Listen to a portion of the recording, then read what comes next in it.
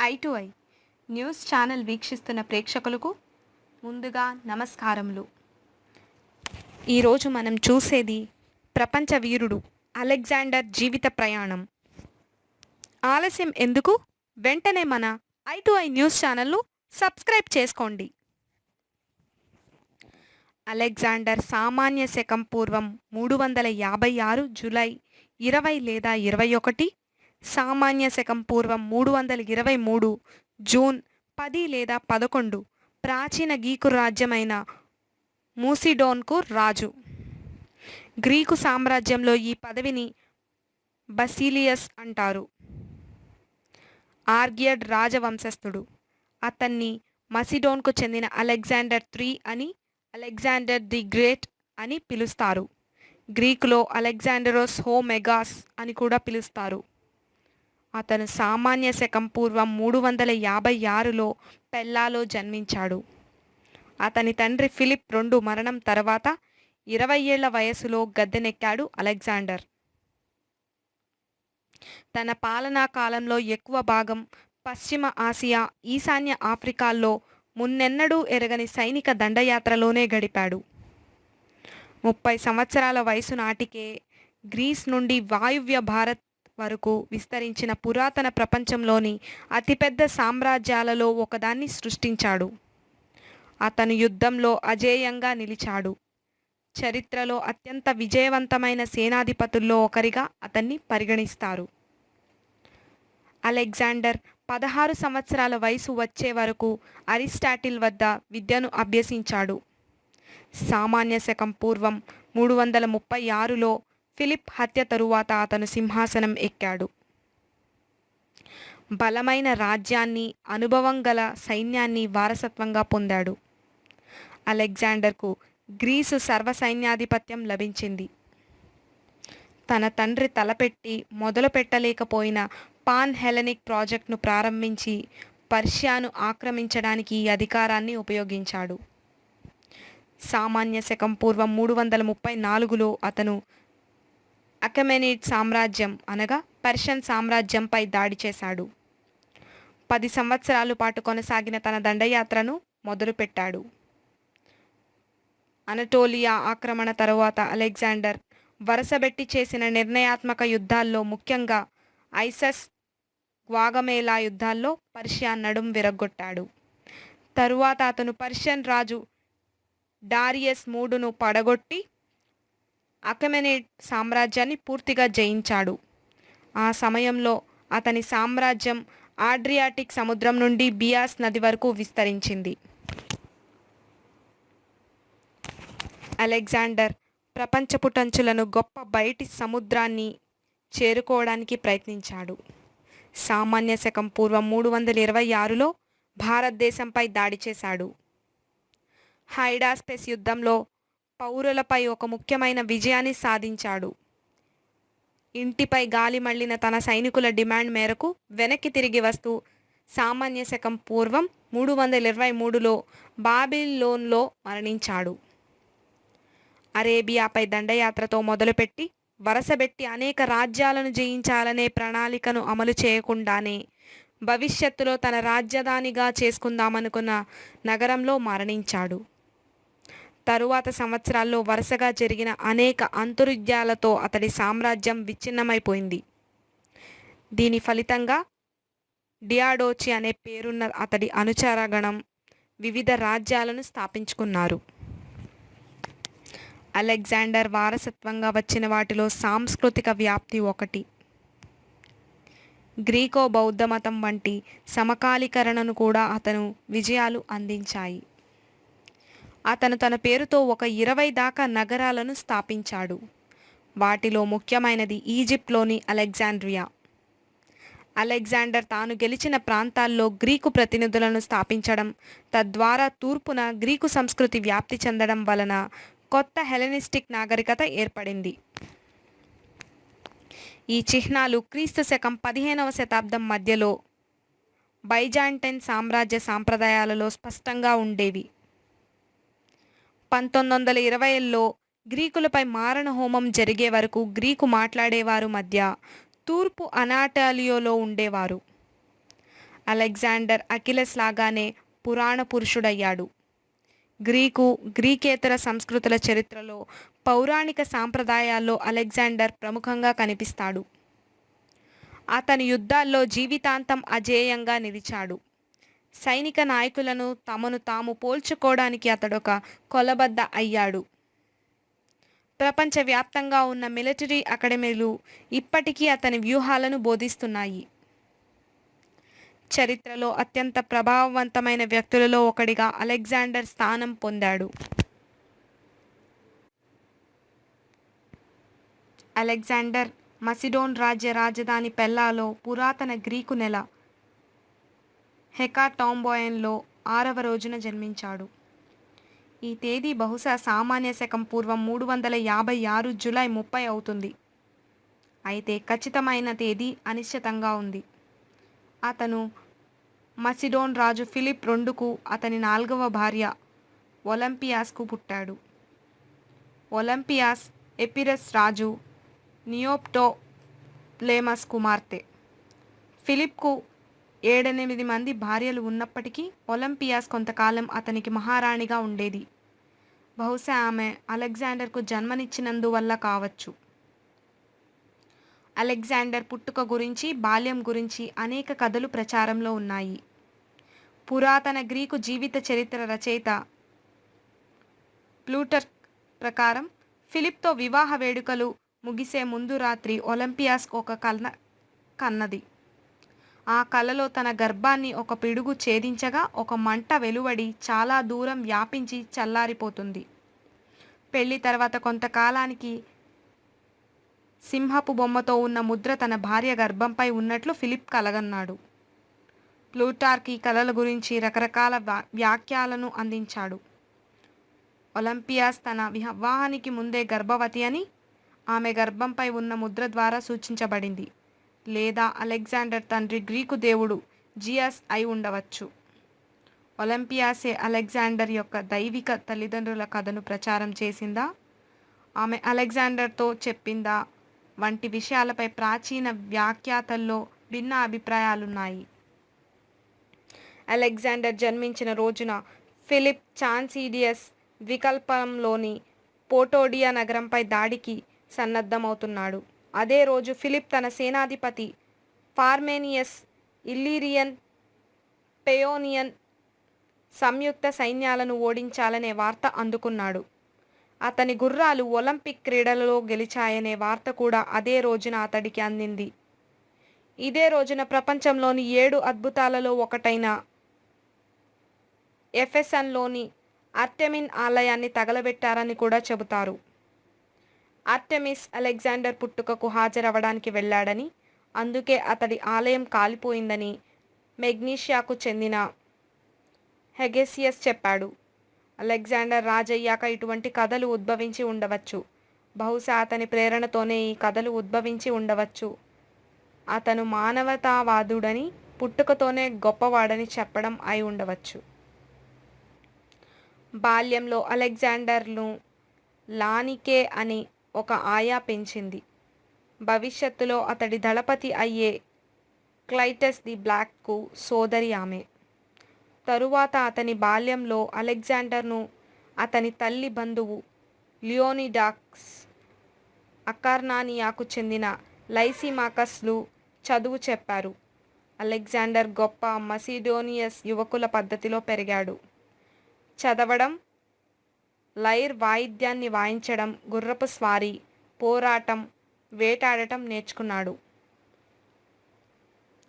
గ్రీస్లోని మసిడియనిలోని తెస్సాలోనికిలోని Alexander the great విగ్రహం అలెగ్జాండర్కు 10 ఏళ్ల వయసు ఉన్నప్పుడు తెస్సాలీకి చెందిన ఒక వ్యాపారి ఫిలిప్ వద్దకు ఒక గుర్రాన్ని తీసుకువచ్చాడు.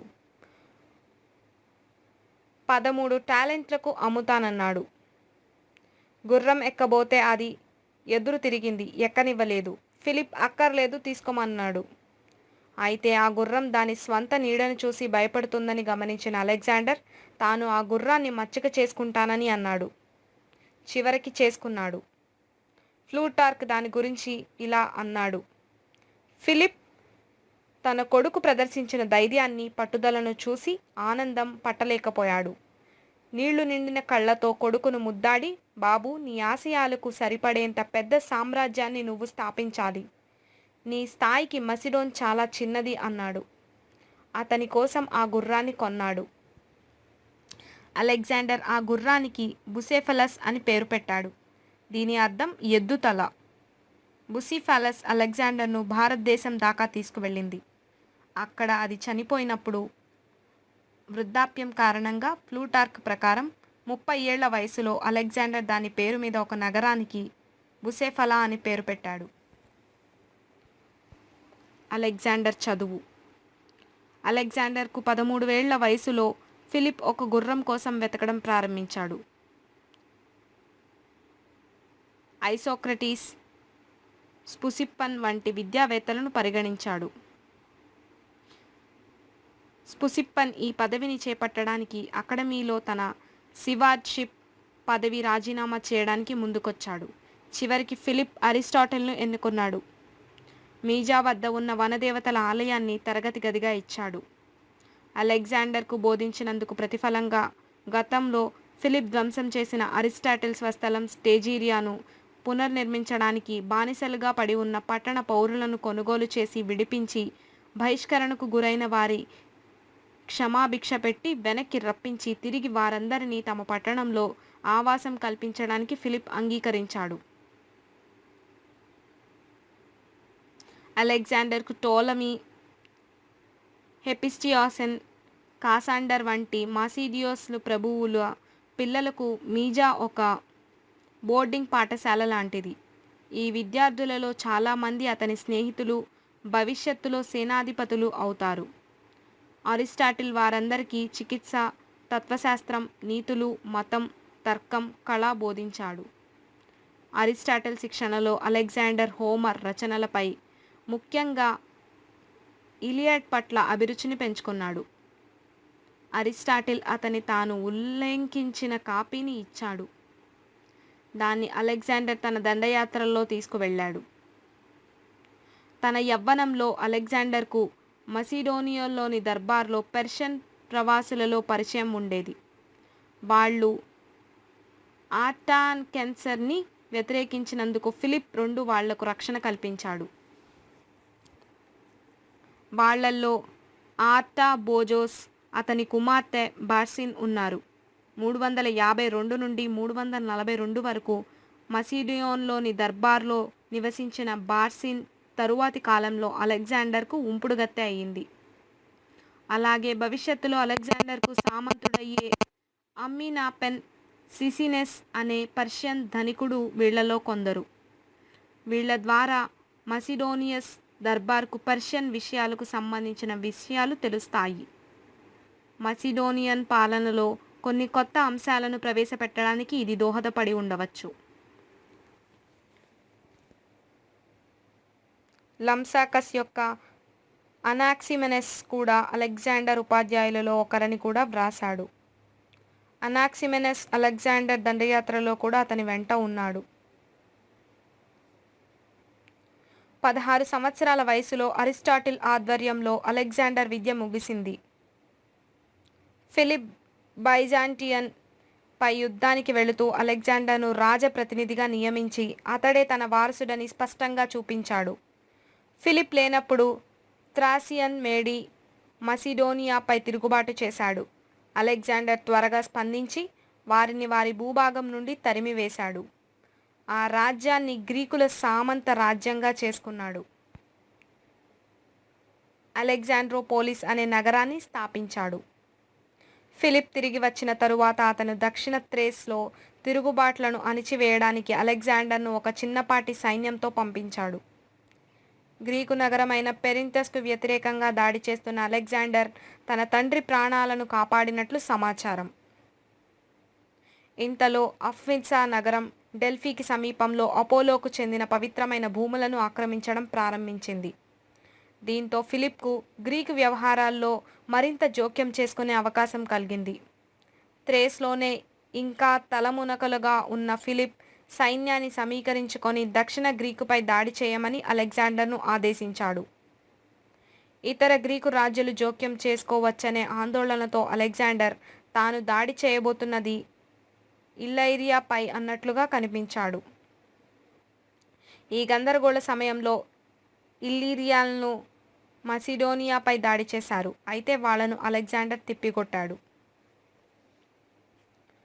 సామాన్య శకం పూర్వం 338లో ఫిలిప్ ససైన్యంగా కొడుకుతో కలిశాడు. వారు థెరోఫిలే ద్వారా దక్షిణానికి కదిలారు. దాని థెబన్ దండును ఓడించి థర్మోఫైలేన్ను గెలుచుకున్నారు. ఆ తరువాత వారు ఏథెన్స్, థేబెన్ నగరాలకు కొద్ది రోజుల దూరంలోనే ఉన్న ఎలాటియా నగరాన్ని ఆక్రమించుకున్నారు. దయోస్తనీస్ నేతృత్వంలో ఏథినియన్లు మసిడోనియాకు వ్యతిరేకంగా థెబస్తో పొత్తు పెట్టుకోవాలని ఓటు వేశారు. ఏథెన్స్, ఫిలిప్లు ఇద్దరూ థెబెస్తో పొత్తం కోసం రాయబారాలు పంపారు. కానీ ఏథెన్స్ ఈ పోటీలో నెగ్గింది. ఫిలిప్ అంఫీసా పైకి దండెత్తి డయోస్తనీస్ పంపిన కిరాయి సైనికులను బంధించాడు. నగరం లొంగిపోయింది. ఆ తరువాత ఫిలిప్ ఎలేటియాకు తిరిగి వచ్చాడు. ఏథెన్స్, థెబెస్లకు శాంతి కోసం తుది ప్రతిపాదనను పంపాడు. ఇద్దరూ దానిని తిరస్కరించారు. ఫిలిప్ దక్షిణ దిశగా వెడుతుండగా అతని ప్రత్యర్థులు బయోటియాలోని చైరోనియా సమీపంలో అతనిని అడ్డుకున్నారు. అప్పుడు జరిగిన చైరోనియా యుద్ధంలో ఫిలిప్ కుడి పార్శ్వంలోనూ, అలెగ్జాండర్ కొందరు సేనాధిపతులతో కలిసి ఎడమ పార్శ్వంలోనూ శత్రువులతో తలపడ్డారు. ప్రాచీన వర్గాల సమాచారం ప్రకారం ఇరు వర్గాలు కొంతసేపు తీవ్రంగా పోరాడాయి. ఫిలిప్ ఉద్దేశపూర్వకంగా తన సైనికులను వెనక్కి వెళ్లమని ఆజ్ఞాపించాడు. ఎథీనియన్ హాప్లైట్ వాళ్లను వెంబడిస్తారని అతడు ఆశించాడు. అలాగే జరిగింది. ఆ విధంగా అతడు శత్రు పంక్తిని విచ్ఛిన్నం చేశాడు. థేబస్ పంక్తులను మొదట విచ్ఛిన్నం చేసింది అలెగ్జాండర్. ఆ తరువాత సేనాధిపతులు. శత్రువులు కలిసికట్టును దెబ్బతీసిన ఫిలిప్ తన దళాలను ముందుకు దూకించి శత్రు సైన్యాన్ని నాశనం చేశాడు. ఏథీనియన్లు ఓడిపోవడంతో థేబన్లు చుట్టుముట్టారు. ఒంటరిగా పోరాడాల్సి వచ్చేసరికి వారు ఓడిపోయారు. చైరోనియాలోని విజయం తరువాత ఫిలిప్, అలెగ్జాండర్లు ఏ ప్రతిఘటన లేకుండా పెలోప్నోనిస్లోకి ప్రవేశించారు. నగరాలన్నీ వారిని స్వాగతించాయి. అయితే వారు స్పార్టాకు చేరుకున్నప్పుడు వారికి వ్యతిరేకత ఎదురైంది.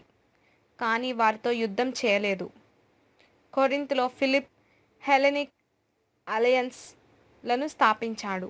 ఇందులో స్పార్టా మినహా చాలా గ్రీకు నగర రాజ్యాలు ఉన్నాయి. ఫిలిప్ ఈ లీగు యొక్క హెజమోస్ అనగా సర్వసైన్యాధ్యక్షుడు అని అనువాదం అయ్యాడు.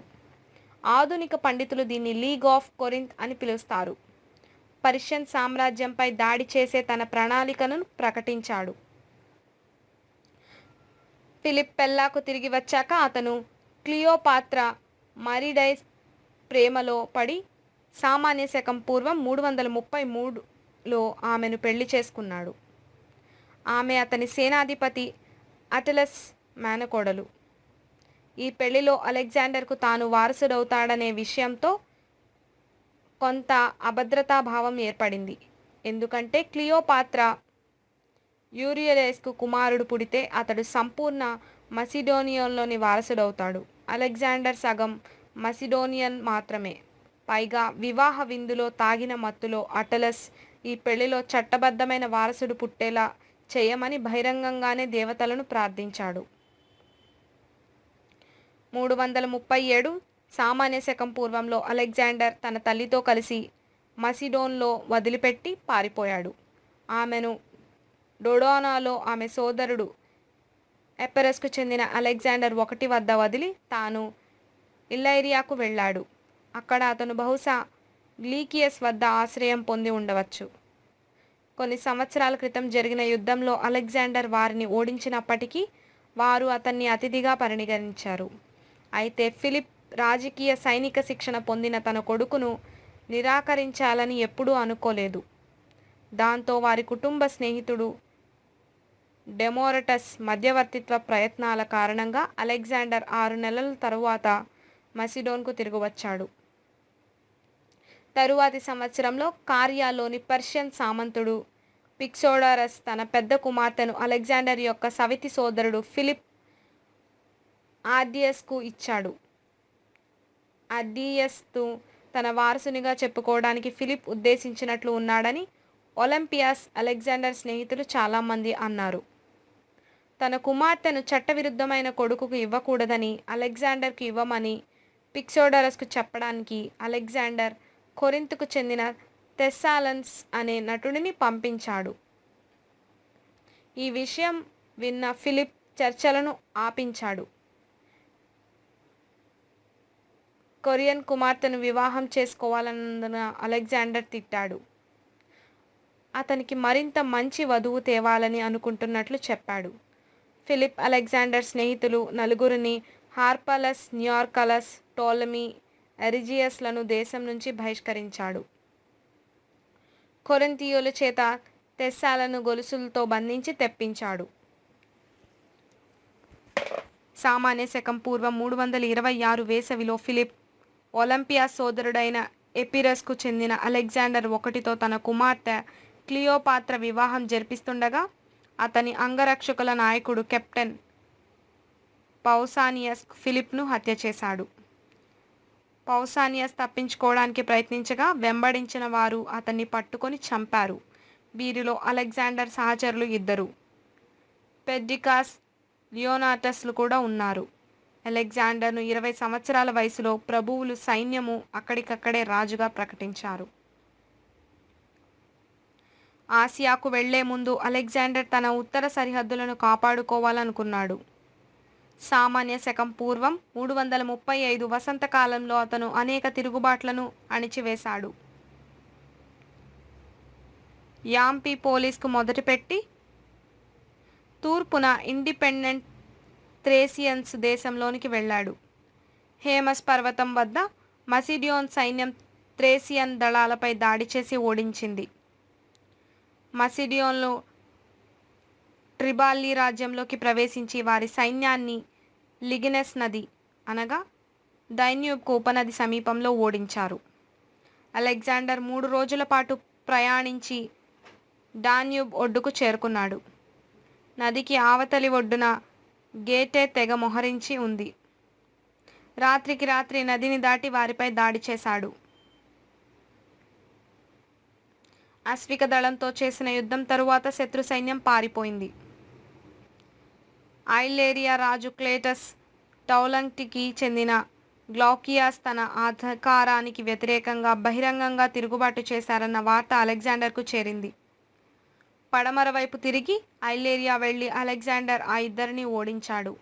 ఇద్దరు తమ దళాలతో పారిపోవలసి వచ్చింది. ఈ విజయాలతో అతను తన ఉత్తర సరిహద్దును భద్రపరుచుకున్నాడు. అలెగ్జాండర్ ఉత్తరాన దండయాత్రలో ఉండగా థేబన్లు, ఏథియన్లు మరోసారి తిరుగుబాటు చేశారు. అలెగ్జాండర్ వెంటనే దక్షిణ దిశగా వెళ్ళాడు. ఇతర నగరాలు మళ్లీ సంశయించగా థేబెస్ పోరాడాలని నిర్ణయించుకున్నాడు. థేబెస్ ప్రతిఘటన గొప్పదేమీ కాదు. అలెగ్జాండర్ ఆ నగరాన్ని ధ్వంసం చేశాడు. దాని భూభాగాన్ని ఇతర బోటియన్ నగరాలకు పంచేశాడు. థేబెస్ ముగింపు ఏథెన్స్కు భయపెట్టి గ్రీస్ మొత్తాన్ని తాత్కాలికంగా శాంతింపజేసింది. అలెగ్జాండర్ యాంటిపేటర్ను రాజప్రతినిధిగా ఉంచి తన ఆసియా దండయాత్రకు బయలుదేరాడు. పురాతన రచయితల ప్రకారం డయోస్తనీస్ అలెగ్జాండర్ను మార్గిటెస్ అని పిల్లాడని అన్నాడు. అవేవిక్కిని పనికిరాని వాడిని గ్రీకులు మార్గిటెస్ అంటారు. సామాన్య శకం పూర్వం 336 నాటికే ఫిలిప్ పర్మేనియన్కు అమింటాస్, అండ్రోమేనస్, అట్టాలస్ను తోడిచ్చి 10,000 మంది సైన్యంతో అనటోలియాకు పంపి ఉన్నాడు. అనటోలియా పశ్చిమ తీరంలోనూ దీవులలోనూ నివసిస్తున్న గ్రీకులను అకెమెనీడ్ పాలన నుంచి విముక్తి కలిగించేందుకు ముట్టడికి సన్నాహాలు చేయడానికి వాళ్ళను పంపించాడు. మొదట్లో అన్నీ బాగానే సాగాయి. పశ్చిమ తీరంలో ఉన్న గ్రీకు నగరాలు అనటోలియాపై తిరుగుబాటు చేశాయి. కానీ ఫిలిప్ను హత్య చేశారని, అతని తరువాత అతని చిన్న కుమారుడు అలెగ్జాండర్ రాజ్యాన్ని చేపడతాడని వాళ్లకు వార్తలు అందాయి. ఫిలిప్ మరణంతో మసిడోనియన్లు నిరాశకు గురయ్యారు. మెగ్నీషియా సమీపంలో అకెమెనీడ్ల కిరాయి సైనికులు రోడెస్కు చెందిన మమోన్ను ఆధ్వర్యంలో ఉన్న సైన్యం చేతిలో ఓడిపోయారు. ఫిలిప్ II తలపెట్టిన ఆక్రమణ ప్రాజెక్ట్ను అలెగ్జాండర్ చేపట్టాడు. మసెడోన్ నుండి వివిధ గ్రీకు నగర రాజ్యాల సైన్యాన్ని, కిరాయి సైనికులను థ్రేస్, పైనోయియా, ఇల్లైరియాలోని ప్లూడల్ సైన్యాన్ని సమీకరించాడు. సుమారు 48,100 సైనికులతో, 6,100 అశ్విక దళంతో, 38,000 మంది నావికా సైన్యంతో, 120 ఓడలతో కూడుకున్న అలెగ్జాండర్ సైన్యం సామాన్య శకం పూర్వం 3 స్వయం ప్రతిపత్తిని, ప్రజాస్వామ్యాన్ని మంజూరు చేశాడు. అకెమెనిడ్ దళాల స్వాధీనంలో ఉన్న మిలెటస్కు సమీపంలో పర్షియన్ నావికా దళాలు ఉండడంతో కడు జాగ్రత్తగా దాని ముట్టడిని పూర్తి చేశాడు. మరింత దక్షిణంలో కార్నియాలోని హెలికార్నెసెస్ వద్ద అలెగ్జాండర్ తన మొదటి భార్యను ముట్టడిని చేపట్టాడు. ప్రత్యర్థులైన కిరాయి సైనిక నాయకులను, రోడెస్కు చెందిన మెమోనాన్, కరియాలోని పర్షియన్ సామంతరాజు ఒరంటోటోబస్లు అలెగ్జాండర్ చేతిలో ఓడిపోయి ఓడల్లో పారిపోయారు. కారియా ప్రభుత్వాన్ని హెకటోమ్నిడ్ రాజవంశస్థుడు ఆడాకు అప్పగించాడు. అతను అలెగ్జాండర్కు సామంతుడయ్యాడు.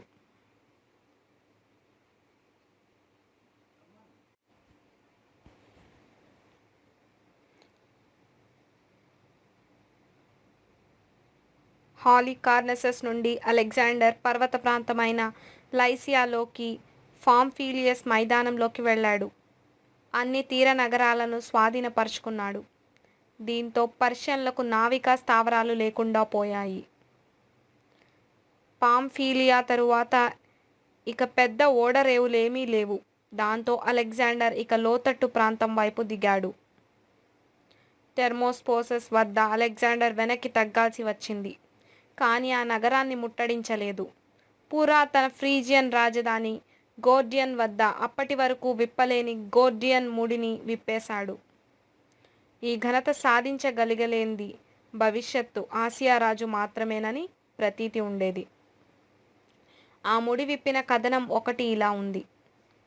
ముడిని ఎలా విప్పదీశామనేది పట్టించుకోవాల్సిన సంగతి కాదని చెబుతూ అలెగ్జాండర్ కత్తితో దాన్ని నరికేశాడు. The లెవెంటార్, Syria సవరించు. సామాన్య శకం పూర్వం 333 వసంతకాలంలో అలెగ్జాండర్ టారస్ను దాటి సిరియాలోకి ప్రవేశించాడు. అనారోగ్యం కారణంగా చానాళ్ల పాటు విరామం తీసుకొని ఆ తరువాత సిరియా వైపు వెళ్ళాడు. డారియస్కున్న పెద్ద సైన్యం అలెగ్జాండర్ను మించినప్పటికీ అతను తిరిగి సిలిసియాకు వెళ్ళాడు. అక్కడ అతను ఐసెస్ వద్ద డారియస్ను ఓడించాడు. డారియస్ భార్యను, 2 కుమార్తెలను, తల్లి సిసిగాంబిన్ను, అద్భుతమైన సంపదను విడిచిపెట్టి యుద్ధం నుండి పారిపోయాడు. అతని సైన్యం కూలిపోయింది. తాను అప్పటికే పోగొట్టుకున్న భూములను, తన కుటుంబాన్ని వదిలేసేందుకు 10,000 టాలెంట్ల సొమ్ము ఇచ్చేలా డారియస్ను ఒక శాంతి ప్రతిపాదన పంపాడు. అలెగ్జాండర్ తానిప్పుడు ఆసియా రాజు కాబట్టి ప్రాదేశిక విభజనలు, సరిహద్దులను నిర్ణయించాల్సి ఉందని తానేనని అలెగ్జాండర్ బదులిచ్చాడు. అలెగ్జాండర్ సిరియాస్కు లేవంట్ తీరంలో ఎక్కువ భాగాన్ని స్వాధీనం చేసుకున్నాడు. తరువాతి సంవత్సరం సామాన్య శకం పూర్వం 332లో అతను టైర్పై దాడి చేయవలసి వచ్చింది. చాలా కష్టపడి సుదీర్ఘమైన ముట్టడి తర్వాత దాన్ని స్వాధీనపరుచుకున్నాడు. సైనిక వయసు గల పురుషులను ఊచకోత కోశాడు. స్త్రీలు, పిల్లలను బానిసలుగా అమ్మేశాడు. ఈజిప్ట్ చిత్రలిపిలో అలెగ్జాండర్ ది గ్రేట్ పేరు కుడి నుండి ఎడమకు వ్రాయబడింది. బీసీ కాలం 332లో ఈజిప్ట్లో మ్యూజియం అలెగ్జాండర్ టైర్ను నాశనం చేసినప్పుడు ఈజిప్ట్ దారిలో ఉన్న చాలా పట్టణాలు త్వరగా లొంగిపోయాయి. అయితే గాజాలో అతడు గట్టి ప్రతిఘటన ఎదుర్కొన్నాడు. ఈ దుర్గాన్ని భారీ గోడలతో గట్టపై కట్టారు. దాన్ని గెలవాలంటే ముట్టడి అవసరం. ఎత్తాటి దిబ్బ కారణంగా అది అసాధ్యమని అతని ఇంజనీర్లు ఎత్తి చూపినప్పుడు అది అలెగ్జాండర్ను మరింత ప్రోత్సహించింది. 3 విఫల ప్రయత్నాల తర్వాత కోట అలెగ్జాండర్ వశమైంది. కానీ అలెగ్జాండర్కు భుజంపై తీవ్రమైన గాయమైంది. టైర్లో లాగానే సైనిక వయస్సు గల పురుషులను కత్తికి బలిపెట్టారు. స్త్రీలు, పిల్లలను బానిసలుగా అమ్మేశారు. తరువాత అలెగ్జాండర్ సామాన్య శకం పూర్వం 332లో ఈజిప్టుకు వెళ్ళాడు. అక్కడ అతన్ని ముక్తి ప్రదాతగా కీర్తించారు. Libya ఎడారిలోని Oracle of Siva oasis వద్ద ఉండే అమున్ దేవత కుమారుడిగా అతన్ని ప్రకటించారు. ఆ తరువాత జియస్ అమోన్నను తన నిజమైన తండ్రి అని చెప్పేవాడు.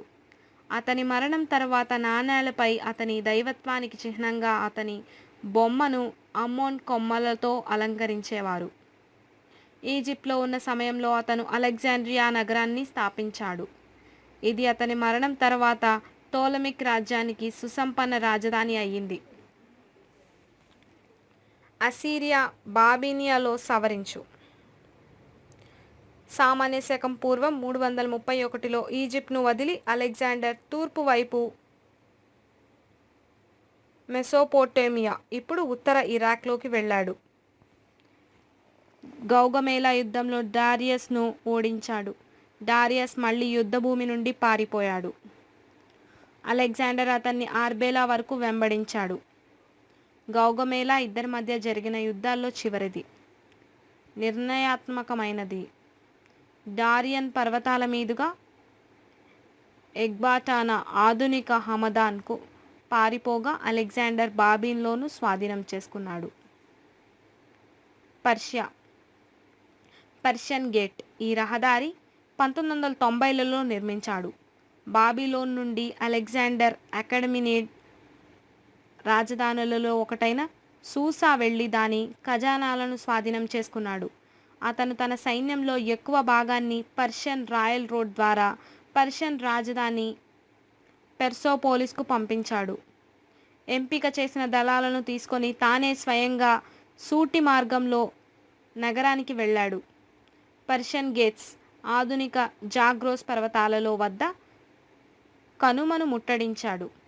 అక్కడ కాపలాగా ఉన్న అరియోబాజెనెస్ నేతృత్వంలోని పర్షియన్ సైన్యాన్ని ఓడించి పర్షియన్ సైనికులు పెర్సోపోలిస్ ఖజానాను దోచుకునే లోపే అక్కడికి చేరుకోవాలని హడావిడిగా పెర్సోపోలిస్కు వెళ్ళాడు.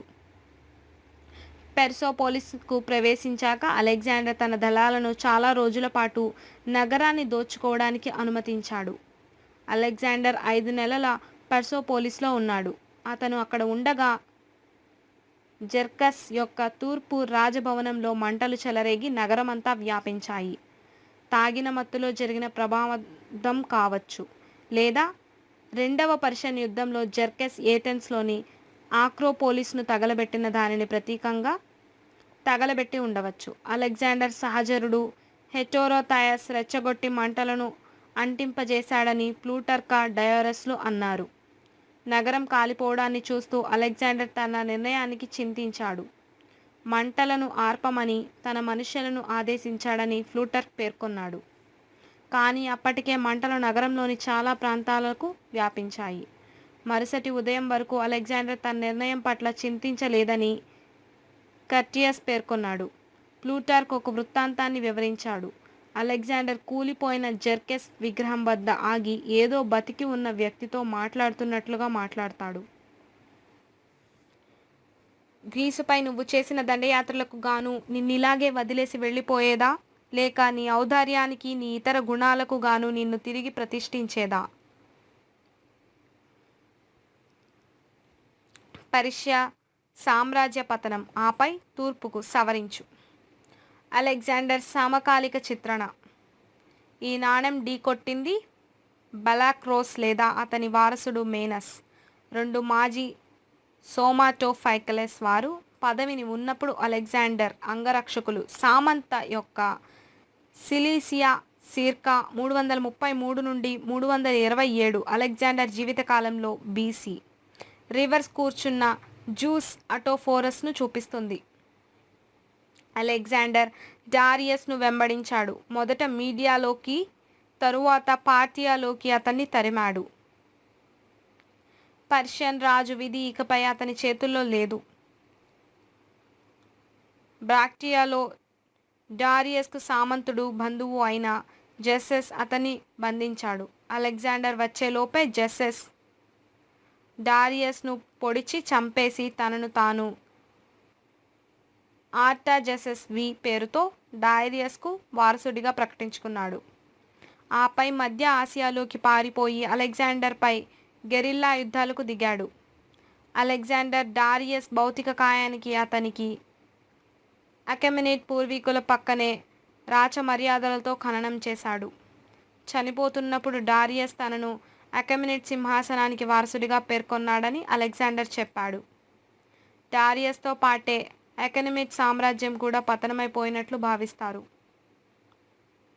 అలెగ్జాండర్ బెస్సెస్ను దోపిడీదారుడిగా భావించి అతనిని ఓడించడానికి బయలుదేరాడు. బెస్సెస్కు వ్యతిరేకంగా మొదలైన ఈ ప్రచారం మధ్య ఆసియాలో గొప్ప పర్యటనగా మారింది. అలెగ్జాండర్ వరుసబెట్టి కొత్త నగరాలను స్థాపించుకుంటూ పోయాడు. అన్నిటికీ ఒకటే పేరు, అలెగ్జాండ్రియా.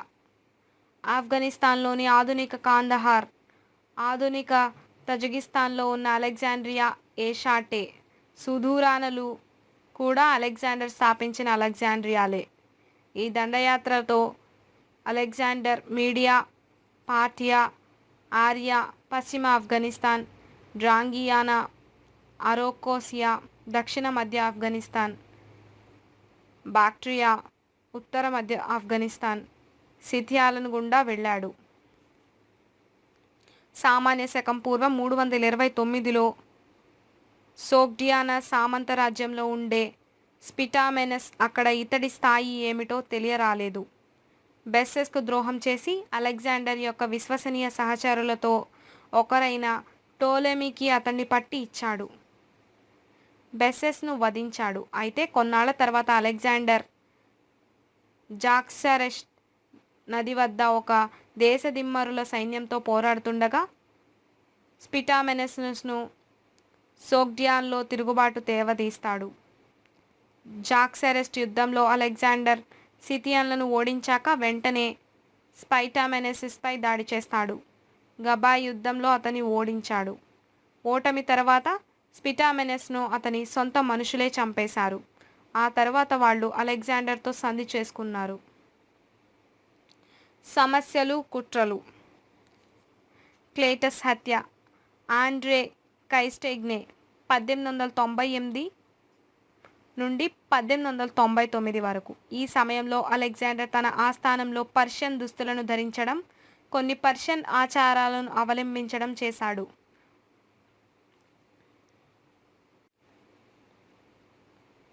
ముఖ్యంగా ప్రోస్కైనెస్క్ ఆచారం, చేతిని ముద్దాడడం లేదా నేలపై సాష్టాంగపడడం. పర్షియన్లు సాంఘికంగా ఉన్నత హోదాల్లో ఉండే వారి పట్ల ఈ మర్యాదలు చూపించేవారు. గ్రీకులు ఈ ఆచారాన్ని దేవతల పట్ల మాత్రమే పాటిస్తారు. అది తనకు చేయాలనుకుంటున్నాడంటే అలెగ్జాండర్ తనను తాను దైవంగా భావిస్తున్నాడని వారు అనుకున్నారు. ప్రజలకు అది నచ్చలేదు. దీంతో అతడు దేశ ప్రజల్లో సానుభూతి కోల్పోయాడు. చివరకు అతడు ఆ ఆచారాలను విడిచిపెట్టాడు. అతన్ని చంపేందుకు కుట్ర చేసి ఒకటి బయటపడింది. ఆ విషయమై అలెగ్జాండర్ను అప్రమత్తం చేయడంలో విఫలమైనందుకు అతని అధికారులలో ఒకరైన ఫిలోటస్ను చంపేశారు. కొడుకు చంపడం అనేది తండ్రిని కూడా చంపడానికి దారితీసింది. కొడుకు మరణానికి ప్రతీకారం తీర్చుకునే ప్రయత్నాలు చేస్తాడేమోనని భావించి దాన్ని నివారించడానికి ఎగ్బాటానా వద్ద ఖజానాకు కాపలాగా ఉన్న తండ్రి పార్మేనియస్ను కూడా అలెగ్జాండర్ హత్య చేయించాడు. గ్రాసికస్ వద్ద తన ప్రాణాలను కాపాడిన వ్యక్తి క్లైటస్కు దీన్ని బ్లాక్ను మారాకాండ, ఉజ్బెకిస్తాన్లో ఆధునిక నమర్కాండ్ వద్ద చంపేశాడు. అలెగ్జాండర్ అపఖ్యాతి పాలైన ఘటనలో ఇదొకటి. తాగుడు మైకంలో జరిగిన వాగ్వాదంలో అలెగ్జాండర్ అనేక తప్పిదాలకు పాల్పడ్డాడని, ముఖ్యంగా మసిడియోన్ను పద్ధతులను పక్కనబెట్టి అవినీతిమైన ప్రాచ్య జీవన శైలికి అలవాటు పడ్డాడని క్లైటస్ అనడంతో అలెగ్జాండర్ అతన్ని చంపేశాడు. తరువాత మధ్య ఆసియా దండయాత్రతో అతడిపై జరిగిన మరో కుట్ర బయటపడింది. ఇది అతడి స్వంత పరిచారకులే చేశారు. అతని అధికారిక చరిత్రకారుడు ఒలెంతెస్కు చెందిన కాలిసెనెస్ ఈ కుట్రలో పాత్రధారి. కాలిసెనెస్ను ఇతరి సేవకులను రాక్ మీద ఎక్కించి హింసించారని, వాళ్ళు వెంటనే మరణించి ఉండవచ్చని అనాబాసిన్ ఆఫ్ అలెగ్జాండర్ పుస్తకంలో ఆర్యన్ రాశాడు. వాస్తవానికి కాలిసెప్సస్ ఈ కుట్రలో పాల్గొన్నాడా అనేది అస్పష్టంగానే ఉంది. అతనిపై ఈ ఆరోపణలు రాకముందే ప్రోస్కనెస్ను ప్రవేశపెట్టి ప్రయత్నాన్ని వ్యతిరేకించడంలో అతడు అలెగ్జాండర్ అనుగ్రహాన్ని కోల్పోయాడు. అలెగ్జాండర్ లేని మసిడోన్ను సవరించు. అలెగ్జాండర్ ఆసియాకు బయలుదేరినప్పుడు అనుభవజ్ఞుడైన సైనిక రాజకీయ నాయకుడు ఫిలిప్ II నమ్మకస్తులలో ఒకడైన తన సేనాధిపతి యాంటిపేటర్కు మడోసిన్ బాధ్యతలు అప్పజెప్పాడు. అలెగ్జాండర్ థేబెస్ను తొలగించడంతో అతడు లేనప్పుడు గ్రీస్ ప్రశాంతంగా ఉండిపోయింది. 331లో స్పార్టాన్ రాజు ఆగిన్ III చేసిన తిరుగుబాటు దీనికి ఒక మినహాయింపు. యాంటిపేటర్ ఇతన్ని మెగాలోపాలిస్ యుద్ధంలో ఓడించి చంపాడు. యాంటిపేటర్ స్పార్టాన్లకు ఇవ్వాల్సిన శిక్ష గురించి లీగ్ ఆఫ్ కొరింత్కు చెప్పాడు. వాళ్ళు అలెగ్జాండర్ను అడ్డుగా అతడు క్షమించి వదిలేశాడు. యాంటిపేటర్కు ఒలింపియాస్, అలెగ్జాండర్ తల్లి మధ్య కూడా తగువులు ఉండేవి. ఇద్దరూ ఒకరిపై ఒకరు అలెగ్జాండర్కు ఫిర్యాదులు చేసుకున్నారు. ఆసియాలో అలెగ్జాండర్ దండయాత్ర సందర్భంగా గ్రీసులో శాంతి, సౌభాగ్యాలు విలసిల్లాయి. తన విజయాల్లో లభించిన చాలా సంపదను అతడు గ్రీకుకు పంపాడు. ఇది ఆర్థిక వ్యవస్థను ఉత్తేజపరిచి అతని సామ్రాజ్యం అంతటా వాణిజ్యాన్ని పెంచింది.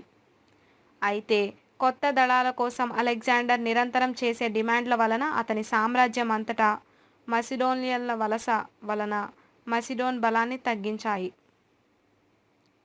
అలెగ్జాండర్ మరణించాక మసెడోన్ చాలా బలహీనంగా పడిపోయింది. చివరికి 3వ మసిడియన్ యుద్ధంలో సామాన్య శకం పూర్వం 171 నుండి 168 రోమ్ మసిడియోన్ను అణిచివేసింది.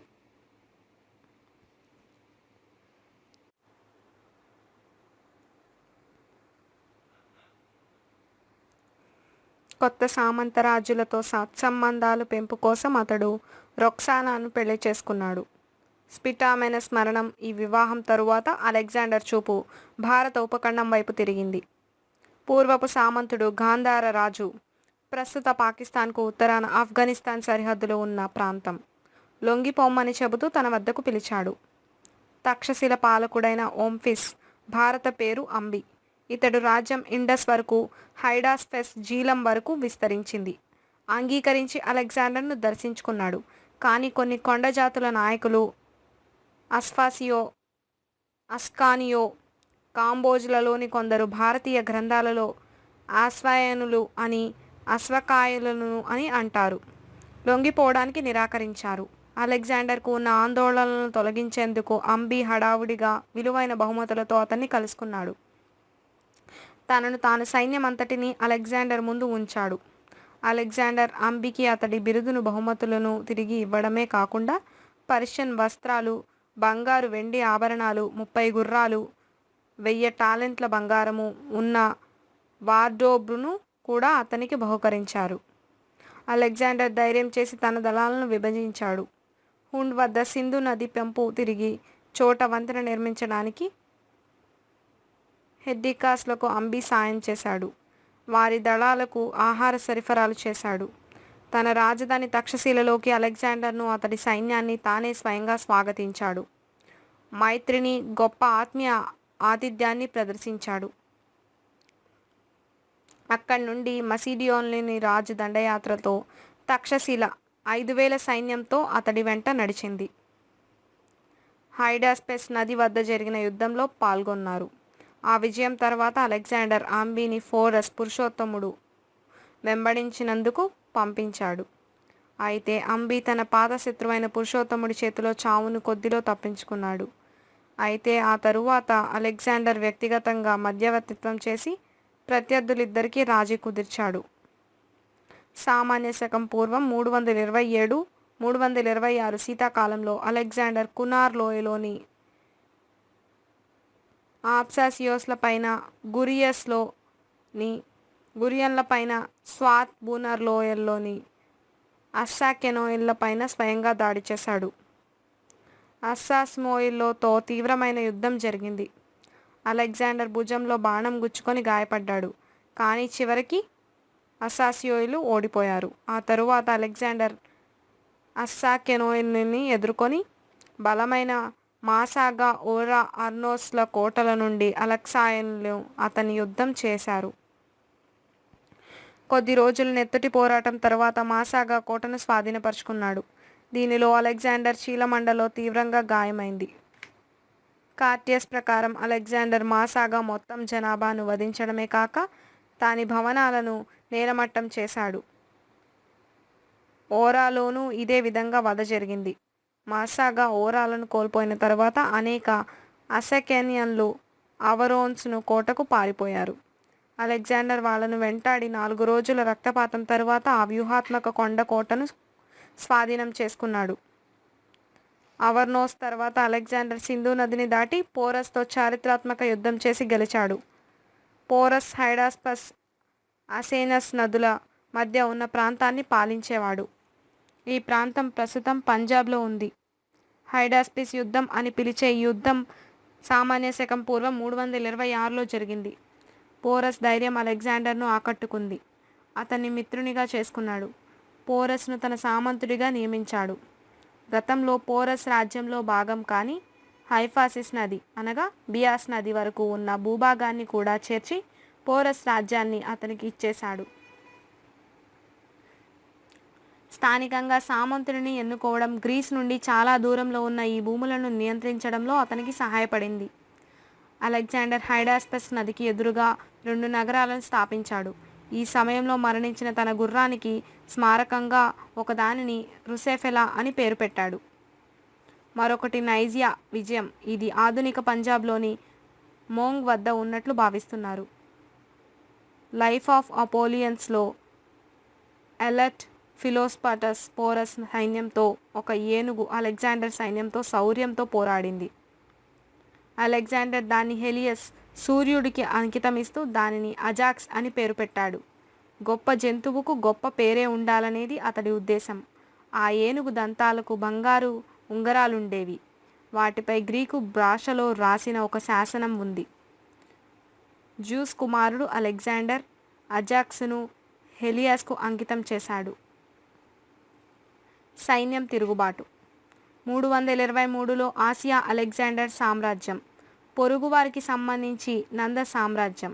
భారత ఉపఖండంలోని గంగారీడై పోరస్ రాజ్యానికి తూర్పున గంగా నదికి సమీపంలో మగధ నంద సామ్రాజ్యం, ఇంకా తూర్పున భారత ఉపఖండంలోని బెంగాల్ ప్రాంతంలోని గంగారీడై సామ్రాజ్యం ఉండేవి.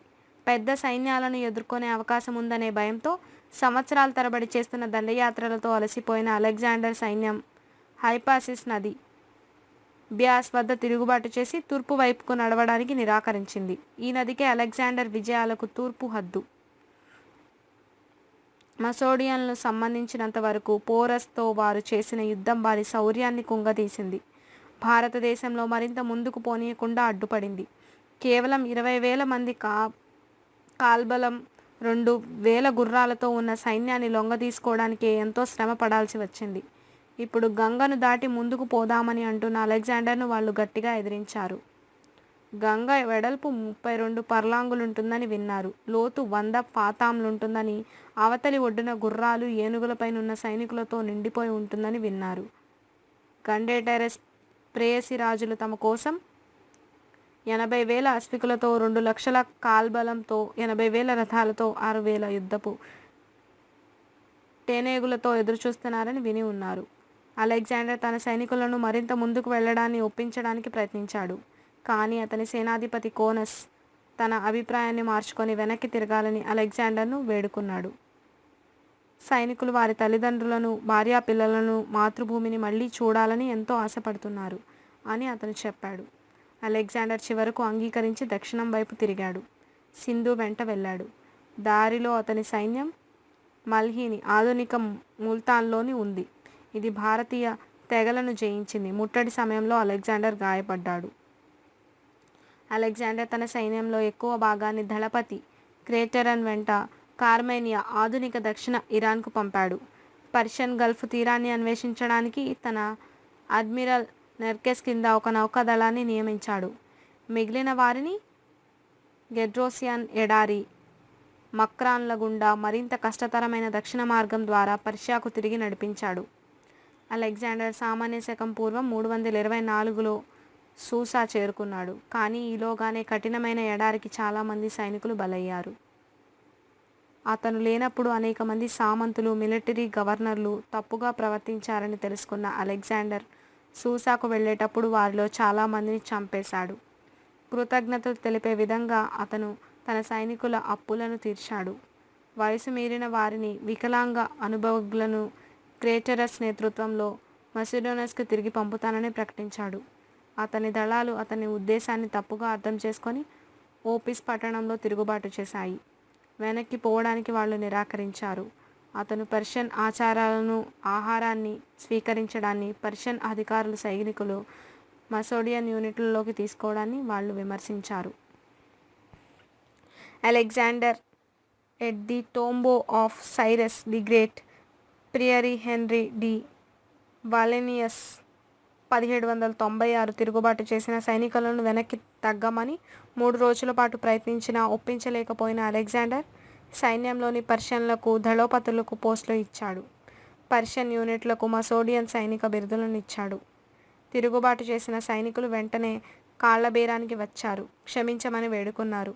దీనికి అలెగ్జాండర్ అంగీకరించాడు. కొన్ని వేల మంది సైనికులు విందు ఇచ్చాడు. వారితో కలిసి తిన్నాడు. తన మసోడియన్, పర్షియన్ అనుచరుల మధ్య శాశ్వత సామర్థ్యాన్ని ఏర్పరచుకునే ప్రయత్నంలో అలెగ్జాండర్ తన సీనియర్ అధికారులకు సూసాలోని పర్షియన్ మహిళతోటి, ఇతర కూలిన మహిళతోటి సామూహిక వివాహాలు జరిపించాడు.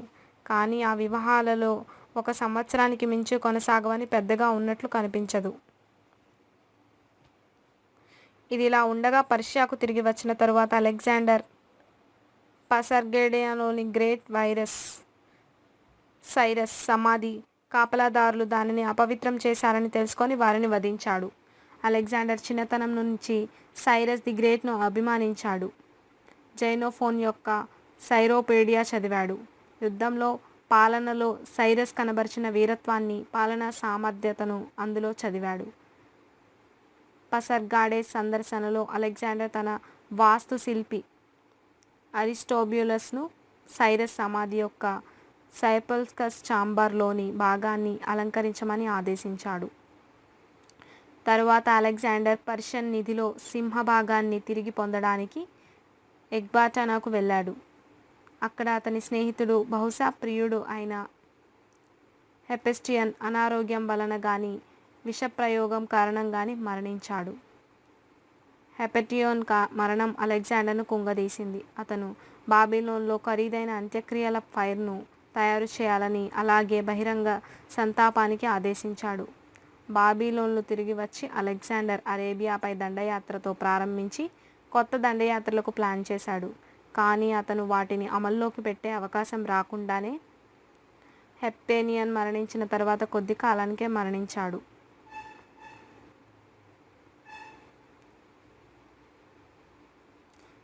సామాన్య శకం పూర్వం 323 జూన్ 10 లేదా 11న అలెగ్జాండర్ 32 సంవత్సరాల వయసులో బాబిలోన్లోని నెబుచాడ్నెచ్చుకు II యొక్క రాజభవనంలో మరణించాడు. అలెగ్జాండర్ మరణానికి సంబంధించి 2 వేర్వేరు కథనాలున్నాయి. మరణ వివరాలు రెంటిలోనూ కొద్దిగా భిన్నంగా ఉంటాయి. ప్లూటార్క్ కథనం ప్రకారం అతని మరణానికి సుమారు 14 రోజుల ముందు అలెగ్జాండర్ అడ్మిరల్ నెర్చస్కు దర్శనమిచ్చాడు. ఆ రాత్రి మరుసటి రోజు లారిస్సాకు చెందిన మడియస్తో కలిసి మద్యపానం చేశాడు. అతను జ్వరం బారిన పడ్డాడు. మాట్లాడలేనంతగా ముదిరిపోయింది. అతని ఆరోగ్యం గురించి ఆతృతగా ఉన్న సాధారణ సైనికులు అతడి ముందు నుండి కవాతు చేసుకుంటూ పోయేందుకు అనుమతి ఇచ్చారు. అతడు నిశ్శబ్దంగా వారికి చెయ్యి ఊపాడు. డయోడరస్ చెప్పిన 2వ కథనం ఇలా ఉంది. హెరాకిల్స్ గౌరవార్థం ఒక పెద్ద గిన్నెడు ద్రాక్ష సారాయిని ఏమీ కలపకుండా తాగాడు. ఆ తర్వాత అలెగ్జాండర్ నొప్పితో బాధపడ్డాడు. తర్వాత 11 రోజుల పాటు బలహీనంగా ఉన్నాడు. అతనికి జ్వరం రాలేదు, కానీ కొంత నొప్పితో మరణించాడు. అర్రియన్ కూడా దీనిని ప్రత్యామ్నాయ కథనంగా పేర్కొన్నాడు. కానీ ప్లూటార్క్ ఈ వాదనను ప్రత్యేకంగా ఖండించాడు. మసిడోనియన్ కూలీలలో హత్యలు జరిగే ఉధృత్వాన్ని ఉన్న కారణంగా బెటర్ పైగా పర్మేనియన్ ఫిలోటస్ల గతి ఏమైందో కూడా చూసి ఉన్నాడు కాబట్టి తన కుమారుడు అయోల్లాస్కు చేత అలెగ్జాండర్కు విషం పెట్టించాడు. ఈ కుమారుడు అలెగ్జాండర్ దగ్గర సారాయి పోసేవాడిగా పనిచేసేవాడు. అరిస్టాటిల్ కూడా ఈ పనిలో పాల్గొని ఉండవచ్చని ఒక సూచన కూడా ఉంది. విషప్రయోగ సిద్ధాంతానికి వ్యతిరేకంగా బలమైన వాదన ఏమిటంటే అతని ఆరోగ్యం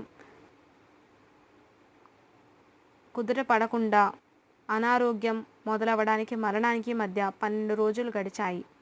అంత దీర్ఘకాలం పాటు పనిచేసే విషాలు బహుశా అందుబాటులో ఉండి ఉండకపోవచ్చు. అయితే అలెగ్జాండర్ మరణంపై దర్యాప్తు చేసిన 2003 BBC డాక్యుమెంటరీలో న్యూజిలాండ్ నేషనల్ పాయిజన్ సెంటర్కు చెందిన లియో ఫెష్ ఆ కాలం నాటికే తెలిసిన వైట్ హెలాబోర్ వెరాట్రామ్ ఆల్బమ్ మొక్కను అలెగ్జాండర్పై విషప్రయోగానికి ఉపయోగించి ఉండవచ్చని ప్రతిపాదించారు. క్లినికల్ టెక్నాలజీ జర్నల్లో 2014 మాన్యుస్క్రిప్ట్లో అలెగ్జాండర్ తాగిన ద్రాక్ష సారాయిలో వెరాట్రామ్ ఆల్బమ్ను కలిపారని, అలెగ్జాండర్ రోమన్స్లో వివరించిన సంఘటనల క్రమానికి సరిపోయే విష లక్షణాలను ఇది కలిగిస్తుందని పేష్ సూచించాడు. వెరాట్రామ్ ఆల్బమ్ విషప్రయోగం సుదీర్ఘంగా సాగుతుంది. అలెగ్జాండర్పై విషప్రయోగమే గనక జరిగి ఉంటే ఆ విషం వెరాట్రామ్ ఆల్బమ్ అయి ఉంటుందని చెప్పేందుకు చాలా ఆమోదయోగ్యమైన హేతువు ఉంది. ముందుకు వచ్చిన మరో విషయ వివరణ ప్రమాదకరమైన సమ్మేళనం కాలి చెమెనిస్ కలిగి ఉన్న సైట్ నది, గ్రీస్లోని ఆర్కాడియాలోని ఉన్న మావ్రో నది నీటితో విషప్రయోగం జరిగి అతడు మరణించి ఉండవచ్చు. ఈ కలిచెమెనస్ను బ్యాక్టీరియా ఉత్పత్తి చేసింది. మలేరియా, టైఫాయిడ్ జ్వరాలతో సహా అనేక సహజ కారణాలను వ్యాధులు కూడా సూచించారు. న్యూ ఇంగ్లాండ్ జర్నల్ ఆఫ్ మెడిసిన్లో 1998లో వచ్చిన ఒక వ్యాసంలో టైఫాయిడ్ జ్వరం ఉండి పైగా ప్రేగు చిల్లులు పడటం, పక్షవాతం వలన అది మరింత సంక్లిష్టం మారడం వలన అలెగ్జాండర్ మరణించాడని పేర్కొంది. మరో విశ్లేషణ పయోజెనిక్ ఇన్ఫెక్షన్, స్పాండిలైటిస్ లేదా మెనింజైటిస్ను కారణంగా సూచించారు. లక్షణాలకు సరిపోయే ఇతర జబ్బులు తీవ్రమైన ప్రాంక్టియాటిస్, వెస్ట్ సైల్ వైరస్, చాలా సంవత్సరాల పాటు అధికంగా మద్యపానం చేయడంతో ఆరోగ్యం క్షీణించడం వలన, తీవ్రమైన గాయాల వలన సహజ మరణం ప్రాప్తించవచ్చని కూడా ఉండవచ్చు. హెపెస్టియన్ మరణం తరువాత అలెగ్జాండర్ అనుభవించిన వేదన కూడా అతని ఆరోగ్య క్షీణతకు కారణమై ఉండవచ్చు. మరణం తరువాత అలెగ్జాండర్ మృతదేహాన్ని తేనెతో నింపిన బంగారు రాతితో చేసిన శవపేటికలో ఉంచారు. దీన్ని మరొక బంగారు పేటికలో ఉంచారు. ఏలియన్ ప్రకారం అలెగ్జాండర్ అరిస్టాటిల్ అనే ఒక దార్శనికుడు ఖననం చేసి భూమి ఎప్పటికీ సంతోషంగా అజేయంగా ఉంటుంది అని ముందే చెప్పాడు. గతించిన రాజును సమాధి చేయడం రాజు హక్కు కావడాన పార్థివ దేహం తమ వద్ద ఉండడం తమ వారసత్వపు చట్టబద్ధతకు చిహ్నంగా భావించి ఉండవచ్చు. డయోడోరస్ వర్ణన ఆధారంగా అలెగ్జాండర్ అంత్యక్రియల ఊరేగింపు 19వ శతాబ్దపు చిత్రం. అలెగ్జాండర్ అంత్యక్రియల ఊరేగింపు మసిడోనస్కు వెళ్తుండగా టోలమీ దానిని స్వాధీనం చేసుకొని తాత్కాలికంగా మెంఫిస్కు తీసుకువెళ్ళాడు. అతని వారసుడు టోలమీ II ఫిలడెల్ఫస్ సార్కోసగనస్ అలెగ్జాండ్రియాకు పంపించాడు. ఇక్కడ ఇది పురాతన కాలం వరకు ఉంది. టోలమీ చివరి వారసులలో ఒకరైన టోలమీ IX లాథీరోస్ అలెగ్జాండర్ సార్కోఫాగస్ స్థానంలో ఒక గ్లాసు పేటిక పెట్టాడు. అసలు సార్కోసోగస్ను నాణేలుగా మార్చుకున్నాడు. ఉత్తర గ్రీస్లో ఆంఫిపోలిస్ వద్ద ఇటీవల చాలా పెద్ద సమాధిని కనుగొన్నారు. ఇది అలెగ్జాండర్ కాలం నాటిది. ఈ సమాధిని అసలు ఉద్దేశించినది అలెగ్జాండర్ ఖననం కోసమేనని ఊహాగానాలకు తెరలేపింది. ఈ స్థలం అలెగ్జాండర్ అంత్యక్రియల ఊరేగింపు వెళ్ళదలిచిన గమ్యానికి సరిపోతుంది. అయితే ఈ స్మారకం అలెగ్జాండర్కు అత్యంత ప్రియమైన స్నేహితుడు హెప్టేనియస్ను దాన్ని తీసింది. అలెగ్జాండర్ సార్కోసాగస్పై అలెగ్జాండర్ వివరాలు పంపే జూలియస్ సీజర్, అగస్టస్ అందరూ అలెగ్జాండ్రియాలోని సమాధిని సందర్శించారు. అక్కడ అగస్టస్ అనుకోకుండా ముక్కును తీసుకున్నాడు. కాలిగూల తన సొంత ఉపయోగం కోసం సమాధి నుండి అలెగ్జాండర్ రొమ్ము పలకను తీసుకెళ్లినట్లు చెబుతారు. క్రీస్తు శకం 200 ప్రాంతంలో చక్రవర్తి సెప్టీనియస్ నెవరస్ అలెగ్జాండర్ సమాధిని ప్రజలు దర్శించకుండా మూసివేశాడు. అతని కుమారుడు, వారసుడు కారకల్లా అలెగ్జాండర్ అంటే ఆరాధన కలిగినవారు తన పాలనలో సమాధిని సందర్శించారు. దీని తరువాత సమాధి గతి ఏమైందనే దాని గురించిన వివరాలు అస్పష్టంగా ఉన్నాయి. సీడన్ సమీపంలో కనుగొన్న అలెగ్జాండర్ సార్కోసాగస్ను అలా పిలవడానికి కారణం అందులో అలెగ్జాండర్ అవశేషాలు ఉండేవని భావించినందువల్ల కాదు, కానీ దానిపై అలెగ్జాండర్ అతని సహచరులు పర్షియన్లతో పోరాడటం, వేటాడటం చిత్రించి ఉండటం వలన. ప్రస్తుతం ఇస్తాంబుల్ ఆర్కియాలజీ మ్యూజియంలో ఉంది. దీన్ని మొదట అబ్దాలోనియస్ యొక్క సార్కోఫాగస్ అని భావించారు. మరణం 311 సామాన్య శకం పూర్వం 331లో ఇస్సెస్ యుద్ధం ముగిసిన వెంటనే అలెగ్జాండర్ నియమించిన సిడాన్ రాజు ఇతడు. అయితే ఇటీవల ఇది అబ్దాలోనిమస్ మరణకాలం కంటే ఇది పురాతనమున్నదని సూచించబడింది.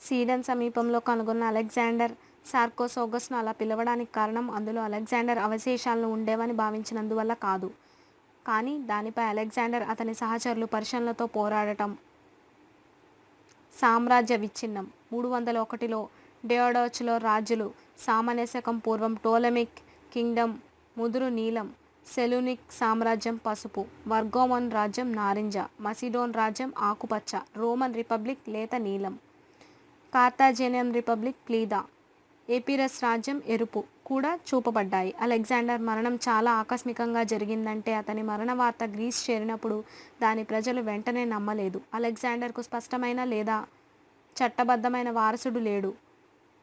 రోక్సెన్ ద్వారా అతనికి కలిగిన కుమారుడు అలెగ్జాండర్ 4 అలెగ్జాండర్ మరణం తరువాతనే జన్మించాడు. డయోడోరస్ ప్రకారం మరణశయ్యపై ఉండగా రాజ్యాన్ని ఎవరికి అప్పగిస్తాడని అతని సహచరులు అడిగారు. అతని క్లుప్తమైన సమాధానం టాయ్ క్రాటస్ టాయ్. అత్యంత బలవంతుడికి మరొక సిద్ధాంతం ఏమిటంటే అతని వారసులు కావాలనో లేదా తప్పుగానో క్రెటరస్కు అని విన్నారు. ఈ క్రెటరస్ అలెగ్జాండర్ ముసిడియోన్కు కొత్త పట్నం గట్టినవాడు. అతడి ముసిడియన్లు దళాలను వెనక్కి ఇంటికి నడిపిస్తున్నవాడు. అయితే త్వరలోనే విభేదాలు, శత్రువులు ముసిడియన్లను చుట్టుముట్టాయి. బాబిలోను విభజించి హెర్డికాప్ ఏర్పరిచిన సామంత రాజ్యాలు అధికారం కోసం పోరాట స్థావరాలు మారాయి. సామాన్య శకం పూర్వం 321లో పెర్డికాస్ హత్య తరువాత మసిడియోస్ ఐకత్య కూలిపోయింది. వారసుల మధ్య 40 ఏళ్ల యుద్ధం మొదలైంది. హెల్లెనిస్టిక్ ప్రపంచం 4 రాజ్యాలుగా టోలెమిక్ ఈజిప్ట్, సెల్యూసిడ్ మెసోపోటేమియా, మధ్య ఆసియా, అటలిడ్, అనటోలియా, యాంటిగోడస్, మసిడోనియాగా విడిపోయింది. ఈ ప్రక్రియలో అలెగ్జాండర్ 4, ఫిలిప్ 3లు ఇద్దరు హత్యకు గురయ్యారు. అలెగ్జాండర్ ది గ్రేట్ కోసం అగాథోస్లో ఒక ఆఫ్ బాక్ట్రియా సామాన్య శకం పూర్వం 190 నుండి 180 స్మారక నాణెం. అలెగ్జాండర్ తన మరణానికి కొంత సమయం ముందు క్రేటరస్కు వివరంగా రాతపూర్వకంగా సూచనలు ఇచ్చాడని డయోడరస్ పేర్కొన్నాడు. క్రేటరస్ అలెగ్జాండర్ ఆదేశాలను అమలు చేయడం ప్రారంభించాడని, కానీ వారసులు వాటిని కొనసాగించకూడదని నిర్ణయించుకున్నారు. అవి అసాధ్యమైన, విపరీతమైనవి అని వారి ఉద్దేశం. ఏదేమైనా పెర్డిక్లాస్ తన దళాలకు అలెగ్జాండర్ సంకల్పం చదివి వినిపించాడు. అలెగ్జాండర్ సంకల్పం దక్షిణ పశ్చిమ మధ్యధార ప్రాంతాలలో సైనిక విస్తరణ, స్మారక నిర్మాణాలు, తూర్పు పాశ్చాత్య జనాభా మధ్య కలయిక కోసం పిలుపునిచ్చింది. ఇందులో ఇవి ఉన్నాయి: ఈజిప్ట్ పిరమిడ్లలో గొప్పతనానికి దీటుగా ఉండేలా తన తండ్రి ఫిలిప్ కోసం ఒక స్మారక సమాధి నిర్మాణం, డోలస్, డోల్ఫీ, డోడోనా, డోయుమ్, యాంఫిఫోలస్ల మధ్య గొప్ప దేవాలయాల నిర్మాణం. ట్రాయ్ వద్ద ఎదీనాకు ఒక స్మారక ఆలయం. అరేబియాను మధ్యధరా బేసిన్ మొత్తాన్ని జయించాలి. ఆఫ్రికా చుట్టూ నౌకాయానం. నగరాల అభివృద్ధి. ఆసియా నుండి ఐరోపాకు, ఐరోపా నుండి ఆసియాకు జనాల మార్పిడి. వివాహాలు, కుటుంబ సంబంధాల ద్వారా అతిపెద్ద ఖండంతో సమైక్యత, మైత్రి నెలకొల్పడం. తేదీ యుద్ధ చర్య ప్రత్యర్థుల రకం దేశం. ప్రస్తుత కాలంలో ర్యాంక్ ఫలితం 2 ఆగస్టు 338 సామాన్య శకం పూర్వం. Rice of మెకెడాన్. చెరోనియా పోరాటం తెబ్లన్లో, ఏథియన్లో పోరాటం గ్రీస్ యువరాజు విజయం 335 సామాన్య శకం పూర్వం. బాల్కన్ దండయాత్ర మౌంట్ హేమస్ పోరాటం గేటే. థ్రేసియన్లు పోరాటం బల్గేరియా రాజు విజయం డిసెంబర్ 335 సామాన్య శక పూర్వం. బాల్కన్ దండయాత్ర పేలియం ముట్టడి ఐలేర్లియన్లను ముట్టడి అల్బేనియా రాజు విజయం డిసెంబర్ 335 సామాన్య శక పూర్వం. బాల్కన్ దండయాత్ర తేబెస్ పోరాటం తేబెన్లు పోరాటం గ్రీసు రాజ విజయం 334 సామాన్య శకం. పర్షియాపై దండయాత్ర హాలీకామస్ ముట్టడి అకెమెనిడ్ సామ్రాజ్యం ముట్టడి టర్కీ రాజు విజయం 5 నవంబర్ 333 సామాన్య శకం పూర్వం. పర్షియాపై దండయాత్ర ఇస్సెస్ పోరాటం అకెమెనిడ్ సామ్రాజ్యం పోరాటం టర్కీ రాజు విజయం.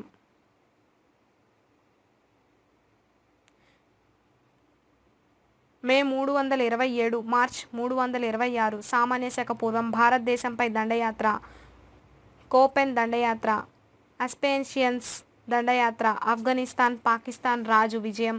ఏప్రిల్ 326 సామాన్య శక పూర్వం. భారతదేశంపై దండయాత్ర ఆవోర్నస్ ముట్టడి అస్వాకా ముట్టడి పాకిస్తాన్ రాజు విజయం. మే 326 సామాన్య శక పూర్వం. భారతదేశంపై దండయాత్ర హైడస్పేస్ పోరాటం పౌరావా పోరాటం పాకిస్తాన్ రాజు విజయం. నవంబర్ 326 ఫిబ్రవరి 325 సామాన్య శక పూర్వం. భారతదేశంపై దండయాత్ర ముల్తాన్ ముట్టడి. మరిన్ని ఆసక్తికరమైన విశేషాల కోసం i2i న్యూస్ ఛానల్ను సబ్స్క్రైబ్ చేసుకోండి.